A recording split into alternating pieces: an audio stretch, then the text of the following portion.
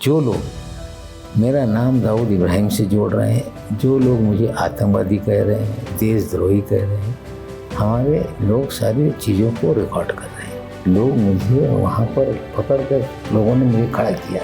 ऐसा है 28,000 वोट से कोई चुनाव जीत नहीं सकता। चुनाव तो नवाब मलिक ही जीतेगा। बिना राष्ट्रवादी कांग्रेस पार्टी के अजीत पवार की कोई भी सरकार नहीं बन सकती। तो अजीत पवार जी ये किंग मेकर होंगे। मैं अजीत पवार जी के साथ इसलिए खड़ा हूँ कि वो मेरे संकट में मेरे साथ थे। अब मंदिर बना दिए, फिर भी उत्तर प्रदेश में बीजेपी हार गई। तो ये समझना पड़ेगा कि धर्म पे आधारित राजनीति ये बहुत दिन तक नहीं चलती। तो हम इस वक्त मौजूद हैं मुंबई की शिवाजी मानखुर्द नगर सीट पर, जहां से एनसीपी के प्रत्याशी हैं नवाब मलिक। अगर सिर्फ प्रत्याशी के तौर पे देखिए तो नवाब मलिक, लेकिन अगर महाराष्ट्र की पूरी सियासत को समझने के हिसाब से देखिए तो महाराष्ट्र के कद्दावर नेताओं में से एक नवाब मलिक। तो चलिए जरा उनसे जानने समझने की कोशिश करते हैं कि 2024 का चुनाव इतने सीजन्ड पॉलिटिशियन के लिए कितना आसान या फिर कितना मुश्किल रहने वाला है। तो शुक्रिया नवाब साहब वक्त देने के लिए। कितना मुश्किल है चुनाव इस बार का? देखिए, चुनाव जब भी हो उसको मुश्किल ही समझना चाहिए। आसान अगर चुनाव हो फिर चुनाव ही नहीं हो सकता। और मेरा तो स्वभाव रहा है विपरीत परिस्थितियों में ही हम चुनाव जीतते हैं। चाहे शिवसेना बीजेपी की सरकार में 96 का उपचुनाव हो, या पिछली बार 2019 में एक अलग हवा थी, उसके तहत हमने चुनाव जीता। तो विपरीत परिस्थितियों में चुनाव लड़ना उसका एक आनंद अलग होता है। शिवाजी नगर मानपुर में हम चुनाव लड़ रहे हैं। एक तरफ महायुति का उम्मीदवार है शिवसेना का, जो भारतीय जनता पार्टी के समर्थन से खड़ा है। दूसरी तरफ आजमी साहब हैं जो महाविकास आघाड़ी के उम्मीदवार के रूप में चुनाव लड़ रहे हैं। तो सारे दल मेरे खिलाफ हैं, फिर भी मैं चुनाव लड़ रहा हूँ। मैं वही तो समझने की कोशिश कर रहा हूँ, कुछ ज़्यादा ही परिस्थितियाँ विपरीत नहीं हो गई हैं आपके लिए शिवाजी मानखुर्द नगर की? ऐसा है कि महाविकास आघाड़ी को 90,000 की बढ़त लोकसभा में थी, और जो बीजेपी के उम्मीदवार थे महायुति के, उन्हें 28,000 वोट मिले थे। तो एक तरफ 28,000 वोट है, एक तरफ 1,18,000 वोट है, और ये चुनाव के नतीजे लोकसभा के हैं। अब ऐसे में मैं दोनों के बीच में अगर चुनाव लड़ रहा हूँ तो लोग सोच रहे होंगे कि कैसे चुनाव लड़ेगा। देखिए, मैं आपको बता दूँ, चुनाव मैं खुद नहीं लड़ रहा। मुझे जनता ने जिस तरह से लगातार 5 महीने से लोग मेरे यहाँ आते रहे, वहाँ पे जो ड्रग का साम्राज्य फैला हुआ है, गुंडागर्दी है, लोगों में डर का माहौल है, लोग चुपके आकर मुझे मिलते रहे, सारे हालात बताते रहे। और पहले तो मुझे लग रहा था कि ठीक है, हर विधायक के खिलाफ लोग रहते हैं, लोग आके मुझे चुनाव लड़वाना चाहते हैं। मैं तो चुनाव नहीं लड़ने वाला था। हमारी बेटी जो चुनाव लड़ रही है उसे चुनाव लड़ाने का फैसला करके अब हम चुनाव नहीं लड़ेंगे, इस मानसिकता में मैं था। लेकिन जो हालात मैंने वहाँ पे देखे, जो वीडियो सारे सोशल मीडिया पे अवेलेबल हैं, जिस तरह से गुंडागर्दी है, ड्रग का पूरा खेल है, तो मुझे तो कुछ लोगों ने आकर कहा कि अगर आप चुनाव नहीं लड़ोगे तो ऊपर वाला आपको माफ़ नहीं करेगा, आपको लड़ना पड़ेगा। तो सारी परिस्थितियां देख के मैंने निर्णय लिया कि मैं चुनाव लड़ूंगा, और जो ड्रग का साम्राज्य है उसे ख़त्म करेंगे, गुंडे ख़त्म करेंगे, और भय मुक्त शिवाजी नगर मानपुर बनाएंगे, लोगों का डर निकालेंगे। लेकिन पॉलिटिकल सर्कल में एक और चर्चा है कि चूंकि महायुति बना महाविकास आघाड़ी का ये पूरा चुनाव, महायुति को उम्मीदवार नहीं मिल रहा था कोई अच्छा, चूंकि मुस्लिम बहुत पॉपुलेशन है यहाँ पे, तो वाया एनसीपी आपको उतार दिया जाए। अब वो आजमी सामने हैं ही, AIMM सामने हैं ही, 3 लोगों के बीच में मुस्लिम वोट बटे और महायुति जीत जाए, जिसके समर्थन में खुद नवाब मलिक भी है। ऐसा है 28,000 वोट से कोई चुनाव जीत नहीं सकता। हम लोग उत्तर भारतीय हैं, हमारे पिताजी बोलते थे भाटा कितना बढ़ जाए तो लोग की नहीं बोली। तो 28,000 से तो आगे जाएंगे नहीं। और मैं आज बोल देता हूँ, महायुति का उम्मीदवार 8,000 वोट लेगा। ये डर पैदा करना कि बंटवारा होगा, महायुति जीत जाएगी, भाटा बाढ़ के लोग की नहीं होगा। चुनाव तो नवाब मलिक ही जीतेगा, गुंडागर्दी के खिलाफ, ड्रग के खिलाफ, और जो अराजकता फैला रखी है आजमी साहब ने, लोग मुझे वहाँ पर पकड़ कर लोगों ने मुझे खड़ा किया है, लोग मेरा चुनाव लड़वा रहे हैं। और जब जनता चुनाव हाथ में ले ले तो मुझे लगता है इससे आसान चुनाव हो नहीं सकता। लोगों को लग रहा है विपरीत परिस्थिति है। मेरे जीवन का सबसे आसान चुनाव शिवाजी नगर मानपुर का है। लेकिन नवाब साहब, मैं चूँकि आप पुराने पॉलिटिशियन हैं यहाँ के, हम आपसे यही समझना चाहते हैं, आप कह रहे हैं महायुति का कैंडिडेट हार रहा है, आपके जो नेता हैं, जमानत किसी की नहीं बचेगी, आज ये भी दावा कर रहा हूँ। अब वो आदमी की भी नहीं, बिल्कुल नहीं। 23 तारीख को आप देख लीजिएगा, नतीजा आएगा तो सारे उम्मीदवारों की जमानत जब्त हो जाएगी। लेकिन समस्या ये है कि आप महायुति के उम्मीदवार नहीं हैं, महायुति ने कोई और उम्मीदवार दिया है, और महायुति में ही आपकी पार्टी भी शामिल है, एनसीपी भी, उसके उम्मीदवार आप हैं। कैसे इस पूरे पेज को देखा जाए? कुछ ही सीटों पे पेज फंसा है, जिनमें से एक सीट ये भी है कि महायुति भी लड़ रही है, लेकिन अलग अलग पार्टियों के भी लड़ रहे हैं। भारतीय जनता पार्टी के नेताओं का मेरे प्रति जो प्रेम है ये जग जाहिर है। उस प्रेम को कोट किया जाए, कोट अनकोट? नहीं, ठीक है ना, देखिए ना, लोगों का प्रेम है। आज भी लगातार मेरे खिलाफ बयानबाजी हो रही है। मुझे गिरफ्तारी के बाद या उससे पहले जिस तरह से मेरे खिलाफ लोग बोलते थे, आज उन्होंने कोई भाषा बदली नहीं। मेरी प्रतिमा मलिन की गई, आज मुकदमा है, मुकदमे के बारे में तो बोलने पे पाबंदी मेरे छोड़ देते हैं कोर्ट का। लेकिन जिस तरह से सभी लोग चाहते हैं कि मैं चुनाव ना जीतूं, जब बीजेपी चाहती है कि इनको घर बैठा दिया जाए, राजनीति से आउट हो जाए ये, तो मुझे लगता है अजीत पवार जी ने मुझे उम्मीदवार बनाया कुछ सोच समझ के। और मैं ये भी बता दूं कि चुनाव इस बार बहुत कांटे का मुकाबला है पूरे महाराष्ट्र में।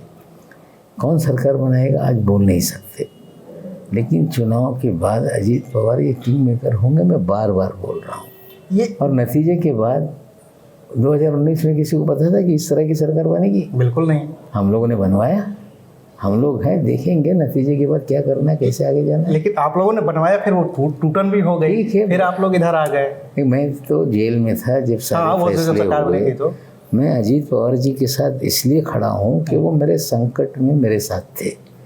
वे सरकार बनने के बाद साथ में हैं ऐसा नहीं, जब वे उप मुख्यमंत्री थे तब भी वो मदद मेरी कर रहे थे पहली सरकार में। जब वो विरोधी पक्ष नेता थे, विपक्ष के नेता, तब भी मेरे परिवार की पूरी तरह से मदद कर रहे थे। आज भी मेरे साथ खड़े हैं। लोग ये कह रहे थे कि इन्हें चुनाव नहीं लड़ने दिया जाए, फिर भी उन्होंने मुझे टिकट दिया। लोग प्रचार में अजीत पवार ना आए ये भी दबाव बनाया गया, फिर भी वो मेरे प्रचार के लिए आए।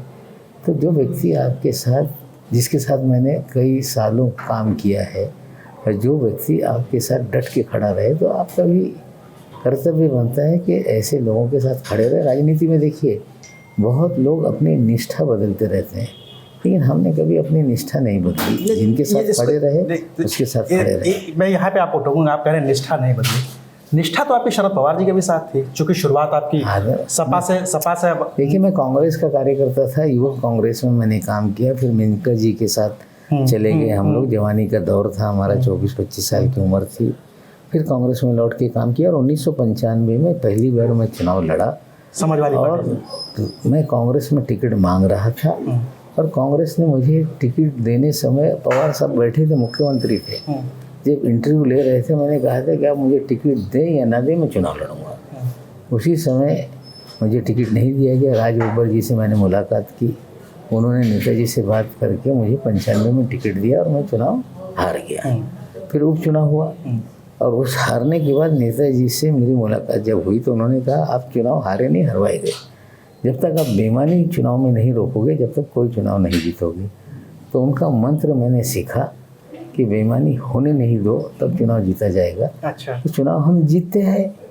फिर आज आजमी साहब ये बोलते हैं कि हमने विधायक बनाया, हमने मंत्री बनाया। देखिए, जब 95 में हम चुनाव लड़े तो वो सपा में नहीं थे। वो सपा में बाद में आए। राज बब्बर जी ने कहा कि इन्हें हम लोग अध्यक्ष बना देते हैं, इनके ऊपर संकट है, थोड़ा इनको एक प्रोटेक्शन भी मिल जाएगा, और भावनिक लोग हो गए, हम लोगों के साथ रहेंगे। माइक जब पकड़ाया तो पैर थरथरा रहे थे उनके, लेकिन वो दावा करते हैं कि हमने विधायक बनाया, हमने मंत्री मुझे राज बब्बर ने और नेताजी ने बनाया था, मुलायम सिंह यादव जी ने।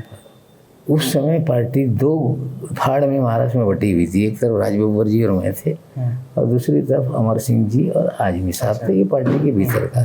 फिर हमने पार्टी छोड़ दी। पवार साहब, कांग्रेस में मैं जा रहा था, पवार साहब को जानकारी मिली, उन्होंने रात में एक बार फ़ोन किया कि हमारे साथ आइए आप।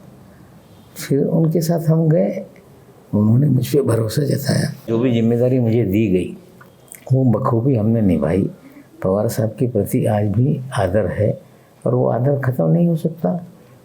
जो भी हम आज हैं, राष्ट्रवादी कांग्रेस में जहाँ थे वहाँ है, लेकिन पार्टी के भीतर भी चीज़ें अलग तरह से होती है। मैं यही देख पा रहा हूँ नवाब साहब कि मैं जितने भी राष्ट्रवादी कांग्रेस पार्टी के नेताओं से मिलता हूँ, अजित पवार गुट वालों से, और जो सीनियर लोग हैं, नए लोगों की बात नहीं कर रहा, जो सीनियर लोग हैं जो आपसे या आपके थोड़े बहुत बाद आए हैं, उन लोगों के मन में शरद पवार के प्रति श्रद्धा तो है, भले ही वो इस खेमे में है फिलहाल, लेकिन ये श्रद्धा है। क्या यही श्रद्धा है आप जैसे लोगों की जो बातचीत है, ये 23 नवंबर 2024 को जब नतीजे आएंगे उसमें भी कुछ बदलाव कर सकती है? देखिए, लाठी मारने से पानी अलग नहीं होता। ठीक है, दोनों परिवार के लोग इकट्ठा हो, ये लोग चाहते हैं। जिसके साथ काम किए हो आप, जिनके साथ ज़िंदगी भर का नाता अगर रहा, तो अगर कोई उस नेता के खिलाफ कुछ बोले तो मुझे लगता है ये उचित चीज़ें नहीं है। हम जब समाजवादी पार्टी हमने छोड़ी तब नेताजी से बात करके छोड़ी कि इन परिस्थितियों में हम छोड़ रहे हैं, अब हम नहीं रह पाएंगे और हम लोगों को छोड़ना पड़ेगा। तो कम से कम इतना तो आदर सम्मान होना चाहिए। और यहाँ पे भी अजीत पवार जी के साथ में है, तो पवार साहब से मुलाकातें भी हुई। आज भी सुप्रिया ताई से मेरे संबंध उतने ही अच्छे हैं। मैं तो उद्धव ठाकरे जी का भी आभारी हूँ कि मैं गिरफ्तार होने के बाद जेल में रहा, जब तक सरकार गिरी नहीं, मैं जेल में भी मंत्री की हैसियत से बना रहा। तो हमारे संबंध सबसे अच्छे हैं। लेकिन 23 तारीख के बाद क्या होगा, क्या नतीजे आने के बाद राजनीति करवट लेगी, किस करवट ऊँट बैठेगा, आज उसके ऊपर भविष्यवाणी करना उचित नहीं है। हमें लगता है कांटे का मुकाबला है, 23 तारीख तक इंतज़ार कीजिए। लेकिन एक विश्वास मुझ में है, बिना राष्ट्रवादी कांग्रेस पार्टी के अजीत पवार की कोई भी सरकार नहीं बन सकती। तो अजीत पवार जी ये किंग मेकर होंगे। अजीत पवार जी किंग मेकर होंगे। दो छोटे छोटे और सवाल हैं मेरे आपके।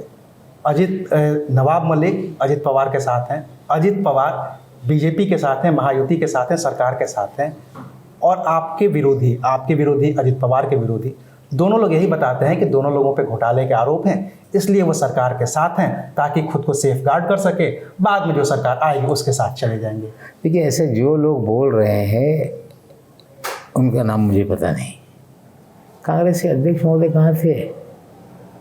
वो भाजपाई बन गए, फिर कांग्रेसी बन गए। और जो लोग देश में बात कर रहे हैं, सबका इतिहास क्या है? ममता दीदी किसके साथ थी? आज बीजेपी की विरोधी है, जबकि बीजेपी को दाखिल करने वाले भी वही हैं बंगाल में। नेशनल कॉन्फ्रेंस के फारूक अब्दुल्ला साहब, अटल जी की सरकार में उनका या उमर अब्दुल्ला का क्या रोल रहा? मुफ्ती महबूबा का क्या रोल रहा? या समाजवादी पार्टी ने जब जनता दल बनी थी 89 में, तो क्या बीजेपी के साथ नहीं थे? बिल्कुल थे। क्या नेताजी को बीजेपी के समर्थन से मुख्यमंत्री बने थे वो? तो चीज़ें हैं। जो लोग आज कटाक्ष कर रहे हैं, जो लोग आज बात कर रहे हैं, हमें लगता है परिस्थितियों में अलग अलग तरह से लोग राजनीति करते रहे हैं, लेकिन राजनीति में अगर विचारधारा में घालमेल हो जाए तो समस्या हो जाती है। पॉलिटिकल एडजस्टमेंट होते रहते हैं और कोई परमानेंट पॉलिटिकल एडजस्टमेंट नहीं होता है। हमें लगता है कौन सा कांग्रेसी कब भाजपाई हो जाएगा महाराष्ट्र में या देश में, या कौन सा भाजपाई कब राष्ट्रवादी कांग्रेस पार्टी में आ जाएगा। ये अवसरवाद की राजनीति है और देश इसे पूरी तरह से देख रहा है। जब आप लोग इतने कंफ्यूज होते हैं इन सब विचारधाराओं को लेकर के, मैं कंफ्यूज इन गठबंधनों को लेकर के, तो पब्लिक कितनी कंफ्यूज हो? मैं कंफ्यूज नहीं हूँ। मेरी विचारधारा में मैं पूरी तरह से कायम हूँ। हम लोग धर्मनिरपेक्ष समाजवादी लोकतांत्रिक व्यवस्था चाहते हैं, जो प्रेमबल में बाद में इंदिरा जी ने इनकॉर्पोरेट किया था, वही विचारधारा हमारी है। तो फिर आपके लोग यही कहते हैं, आपके विरोधी यही कहते हैं कि जब नवाब मलिक इतने ही सेक्युलर थे, तो जो बीजेपी कहती है कि बटेंगे तो कटेंगे वाला नारा देती है, ये वाहियात नारा है। तो उस गठबंधन में जाने की जरूरत है क्या थी? नवाब मलिक निर्दल लड़ गए होते। ये वाहियात नारा है। इस तरह के वाहियात नारों से कोई फायदा नहीं होता। जिस तरह से धार्मिक भावनाओं को भड़का के राजनीति की जा रही है, उसका नुकसान लोगों को हो रहा है, लोगों को समझना पड़ेगा। देखिए, मैं एक बात बता रहा हूँ। जब 1992 में बाबरी मस्जिद गिराई गई, दंगे पूरे देश में हुए, कल्याण सिंह जी की सरकार बर्खास्त की गई, फिर 6 महीने के भीतर उत्तर प्रदेश में चुनाव हुए, चरम पे थी धार्मिक उन्माद, बीजेपी हार गई थी। मिले मुलायम कांसी राम, नहीं ठीक है, वही वाला नारा था। वो नारों को मैं नहीं बोलना चाहता हूँ, लेकिन बीजेपी हारी थी कि नहीं।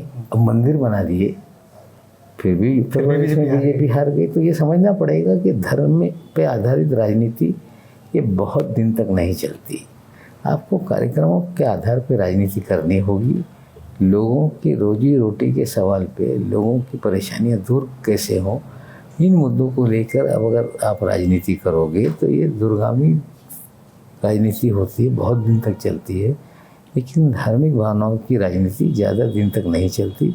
उसका फ़ायदा क्षणिक होता है, लेकिन लॉन्ग टर्म में कोई भी उसका लाभ होता नहीं। एक आखिरी सवाल बता दीजिए, जब हम मुंबई पूरा घूम रहे हैं तो यहाँ पे देख रहे हैं रीडेवलपमेंट का काम चल रहा है, बहुत सारे स्लम्स को हटा करके नई बस्तियाँ बसाई जा रही हैं, और जितनी स्मूथली वो होनी चाहिए था काम, उससे ज़्यादा वहाँ पे कियोस मचा हुआ है। जो भी लोग मैं मंत्री रहा हूँ इस विभाग का 99 से लेके 2003 तक। ये SRA की स्कीम अच्छी है, लेकिन SRA स्कीम में उतनी ही अड़चने हैं। कुछ लोग मेजॉरिटी चाहते हैं कि ये हो, लेकिन कुछ लोग अड़ंगा पैदा करते हैं। 5-5, 10-10 साल मुकदमेबाजी में चीज़ें रुकी रहती हैं। एक रीडेवलपमेंट हो रहा है, पुरानी इमारतों का रीडेवलपमेंट, तो उसमें भी कहीं ना कहीं लोग दे के जो लोगों की क्षमता नहीं, वो लोग भी वो डेवलपमेंट का काम ले लेते हैं। तो बहुत सारी चीज़ें हैं जो कहीं ना कहीं नुकसान हो रहा है लोगों को। लेकिन जो स्कीम है वो गलत है ऐसा नहीं, लेकिन स्कीम के इम्प्लीमेंटेशन में जिस तरह की समस्याएं हैं, हर जगह दो लोग हैं। एक बड़ा तबका होता है जो चाहता है कि रीडेवलपमेंट हो, लेकिन उसमें कुछ छोटा सा एक ग्रुप होता है जो अड़ंगा डालते रहता है, जिसकी वजह से बहुत उसमें समय चला जाता है। मैं जब मंत्री था, मैंने एक स्कीम यहाँ पे, लोग 100 फुट 80 फुट के घर में रहते थे, लोग मेरे पास आए कि ये डेवलपमेंट होना चाहिए। आगे मामला बढ़ा, लेकिन 4-6 लोग उसमें अड़ गए, मामला सुप्रीम कोर्ट तक गया। तो 14 साल के बाद बिल्डिंग बनी वो, तो मकान तोड़े गए थे। जो डेवलपमेंट कर रहा था वो 14 साल तक किराए दे दे के पूरी तरह से एग्जॉस्ट हो गया, कर्जा लेके उसने स्कीम पूरी की।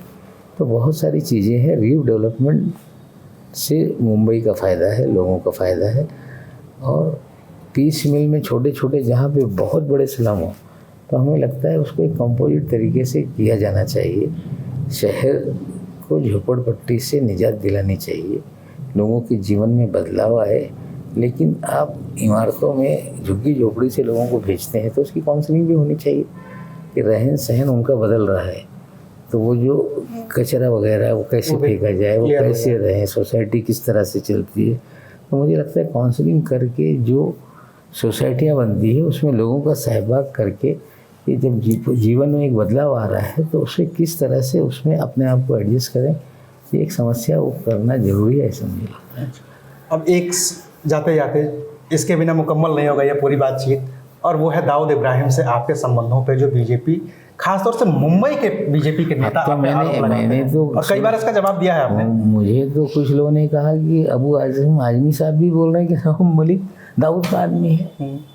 ऐसा ही निराधार, ये सरासर गलत बयानबाजी हो रही है मेरी प्रतिमा मलिन करने के लिए। मुझ पर कोई भी इस तरह का मामला भी नहीं है। और मैंने बार बार कहा है कि जो लोग मेरा नाम दाऊद इब्राहिम से जोड़ रहे हैं, जो लोग मुझे आतंकवादी कह रहे हैं, देशद्रोही कह रहे हैं, हमारे लोग सारी चीज़ों को रिकॉर्ड कर रहे हैं।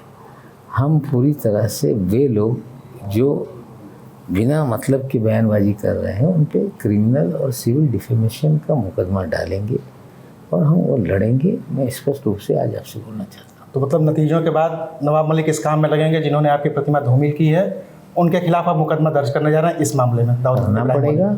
मेरे दामाद का इंतकाल हो गया, उसे नाजायज़ गिरफ्तार किया गया था और उसके ऊपर ड्रग का केस बनाया गया। 9 महीने वो जेल में रहा। अभी उसकी मृत्यु हुई है सप्ताह भर पहले।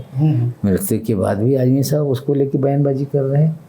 एक मर्यादा होती है कि जो आदमी आपके सवालों का जवाब नहीं दे सकता उसके बारे में मरने के बाद बोलना नहीं चाहिए। हमने तो ये तय किया है, बिटिया ने और पूरे परिवार ने, जो मुकदमा कोर्ट में है, डिस्चार्ज एप्लीकेशन उसका हमने डाला था, रिप्लाई नहीं आई, लेकिन उसे भी कानूनी तौर पे हम लड़ेंगे ताकि मौत के बाद उस पर ब्लॉट ना रहे। हम चाहते हैं कि वो भी क्लियर हो जाए। तो हम पे आरोप लगे, लोग बयानबाजी करें, तो जब उनको बोलने का अधिकार है तो मुझे अपने आप को गलत तरीके से प्रतिमा मलिन की जा रही है तो मुझे भी उन पर डिफेमेशन डालने का अधिकार है। हम करेंगे। और हम इस शहर में पिछले 65 साल से हैं, बचपन से यही है। आज तक किसी ने इस तरह की चीज़ें कोई कह नहीं सकता कि इनका कोई मामला इस तरह से है। 6 बार में मंत्री रहा, मंत्री को तो भ्रष्टाचार का आरोप लगा कि गिरफ्तार करना ज़्यादा आसान होता है। मंत्री बने लेकिन हम अपने घर में रहे, सरकारी मकान में कभी गए नहीं, अपने गाड़ी में चले। जब उनको लगा कि कहीं कुछ नहीं मिलता है तो ठीक है, मुसलमान है, दाऊद से जोड़ दो, आसान है, चिपक जाएगा ये, लेकिन उसे भी हम देखेंगे, लड़ेंगे, ठीक करेंगे चीज़ों को। चलिए, तो ये थे नवाब मलिक शिवाजी मानखुर्द से एनसीपी के उम्मीदवार, जो बार बार ये दावा कर रहे हैं कि 23 नवंबर को जब नतीजे आएंगे तो महाराष्ट्र के किंग मेकर तो अजित पवार ही होंगे। शुक्रिया, आप देख रहे थे एबीपी लाइव।